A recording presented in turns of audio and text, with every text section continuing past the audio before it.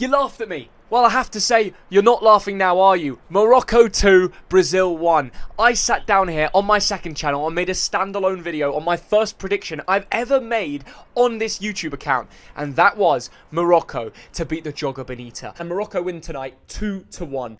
The home of football. The boys that like to dance and they still get wins. The 5-time World Cup champions is Brazil. The nation that always do it. Ranked number 1 in the FIFA rankings. They came to Morocco. What happened? They lost 2-1. So how was I able to predict that? Well, that's what we're going to delve into today. And where am I? Well, I'm currently in Madrid. Why am I? Guess where Morocco are playing next? They're playing Peru in the Wanda Metropolitano, which is just over there. Now, I'm going to be here for a few days following the Moroccans. I honestly feel like people always joke in the comments, Theo, get your Moroccan passport. Theo, get your citizenship. The way it's going, I might need to get it. Comment down below. If we get 3,000 likes on this video, I will apply for Moroccan citizenship. It's come to a point. Like, I feel the love. I went there for 2 days, and I was able to meet Bono's wife and son, the famous Mini Bono. I've made that my name, Mini Bono. He's my friend, man. I met him in Tangier before the game, and then the same day I was fasting, which was, I do that just to support the local culture. And then finally they went on to beat Brazil. So, the perfect 2-day trip. But what I realized from all of it, just on the note of fasting, it's incredible what it does for you. Like the benefits you get from not eating, like savoring your stomach, your liver, not forcing yourself to eat. You get this incredible feeling and power. And it sounds really weird. And at first you think, I need to eat, I'm hungry. You get through that first couple hours and you go through this weird time where you have this boost of energy from not anything physical or eating anything or drinking anything. And it's something I received through the game. It helped me creative mind with my video. Like I was thinking of new ideas and coming up with cool content where I wasn't even eating or drinking. You know, everyone tells you that you have to eat and drink to get back to your best. But that's just the short term. In the long run, it's actually very healthy to not force yourself to eat things. And it's made me think a lot about what fasting does and why the culture of Islam do that for 30 days. Now, I know in the last video I said 21 days. A lot of you corrected me. I'm sorry. I got confused because Ramadan began on the 21st. So I understand now. 30 days. That is some doing. Now, I respect all Moroccans, and the players hadn't eaten a thing. They go out onto the pitch and they beat number 1 nation in the world. Can we talk about that? That's another reason. Like, I'm feeling a boost of energy. So were the players. They only had one meal. Obviously, the match was at 10 p.m. so they could break their fast and then go to the football pitch. But I would say it was about 7 o'clock when the sun went down, so they didn't really have long to digest food and then play 90 minutes against the best of the best. You're playing against the likes of Casemiro, Vinicius Jr. I mean, the list goes on. You don't need me to sit here. And the reason I thought Morocco would win is because the World Cup was not a fluke. I went to every single World Cup game. So if anyone's going to have a judgment of watching the games, watching them back at home, it's me. And the connection between the players, the fact that Hakimi played, he was meant to be injured, and he's rested up because he's not playing in Liga and for PSG. The fact you've got Amrabat, who's got something to prove for the summer. He's looking to make a big money move somewhere. And how good was he holding down that midfield? He made Casemiro his little boy. He grabbed him, he got him out of his back pocket. Seriously, Amrabat ran the show. And the finishes from Boufal, and at the end, Sabiri. You know, when Brazil equalised with Casemiro, I thought, that's it. Morocco, they look tired. They're going to fall away here. Maybe 1-1 full time in the friendly. We all clap and say, great homecoming. Boom. Sabiri scores, limbs in front of us. Put the clip on the screen. One of the best football moments I've ever seen. Now, in terms of atmosphere, can we talk about Morocco for a second? The tifo before the game, one of the most special displays. It overlaid the whole upper tier. They had the tifo behind the goal as well. So there's two different things going on. Then the red flares started to come up in synchronization.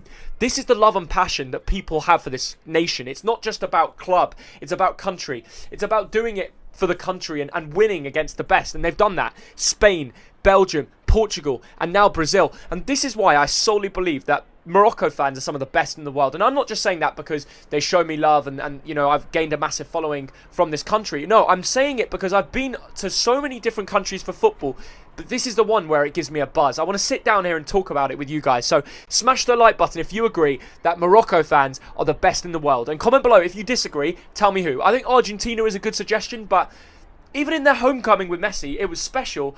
But I mean, they beat Brazil. Morocco beat Brazil. It was unreal. And this is why I think they are ready for the 2030 bid. You know what I'm talking about? They have a World Cup bid with Morocco, Spain, Portugal to FIFA. They've said, look, guys, we're ready to hold the World Cup. And I think they are. I'll make my own judgment. I think I have more say in this than a lot of people because I've been to so many different places for football.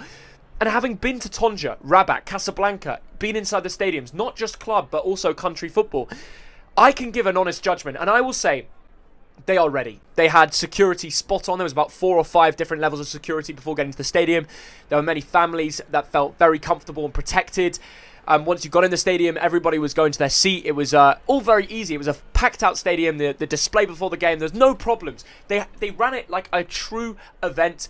And it made me realise that this country has so much to unlock for the beautiful game. And it's about welcoming people to the culture and actually understanding that it's more than just football. This is like beautiful beaches, beautiful cities. I recommend Morocco to all of my friends now. Like, if I see my friends, I'm like, guys, we got to go to Morocco. Like, this place is unbelievable. And to think before the World Cup, I didn't even know about it is just insane. So I told you that they would get the result. I did not expect it to be Boufal and Sabiri to be the goal scorers. I thought maybe Ziyech would play more of a role. Unahi unfortunately got injured in the 64th minute. I thought En-Nesyri worked really hard. Didn't get a goal, but played a massive part in making things happen. I've seen a lot of Brazilian fans be angry that the referee was in favour of Morocco. I thought at the beginning there was a few decisions that were questionable, but VAR was in place, so it's very difficult to say the referee got it wrong because they would have gone to VAR. And one time they did, the Brazilians got it wrong. And I actually think at 0-0, when Vinicius Jr. didn't get the decision his way with the goal disallowed, the Brazilians lost it in the head. Casemiro has still got a problem with losing it in the head. That's why he's barely played for Manchester United. His attitude is an issue. And when you're the captain, you have so much influence on the players around you. And I think they lost it when they didn't get that decision for the goal where Vinicius Jr. made it from the Bono mistake. And in fairness, Bono had a bad game. But he grafted and he went up to the ref and said, look, check it. And they disallowed the goal. And from that moment on, Brazilians' heads were gone and Morocco were ready to conquer. And they slowly built back into the game. Boufal with that lovely finish in the left corner. The limbs, by the way, like the people around me, I don't know what it is. I'm meeting people I've never met before. So think about that. Put yourself in my situation. I've come to Morocco, a country that I've only been to 2 or 3 times now. I'm meeting people I've never seen before.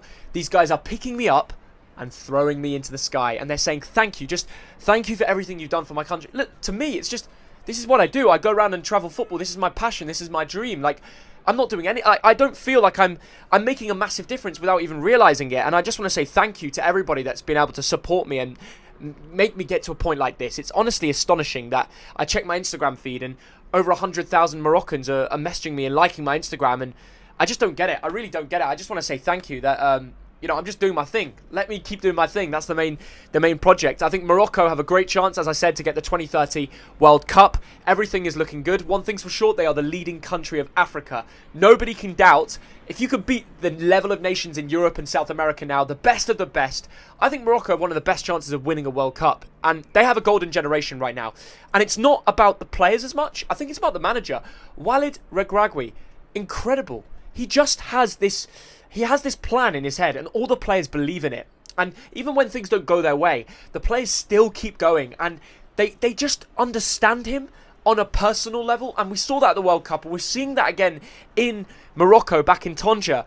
I just think with Regragui and the players that they have, okay, Ziyech and a few others getting a little bit older, so they need to maximise their opportunity in the America World Cup. But I think they've got a chance. This is a time to be excited. If you're a Morocco football fan, and I feel like they have to be my second nation now, confirmed. They are, as much as I support England, I also now am going to support Morocco because they've taken me in. I've never felt more welcome in a place before, and I have to pay back everything that you guys have given to me. Like, I really do feel something special with this country, so yeah. All the best to everybody that's fasting as well. I'm still fasting today in Madrid. I'm still going through it. I think it's the right thing to do. Like, I'm just going to go for it. Why not? But please smash the like button, subscribe. Everything is on the up for African country #1 and maybe world #1 soon. I told you, Morocco 2, Brazil 1 before the game and after. Thank you for watching. See you in a bit. Bye-bye.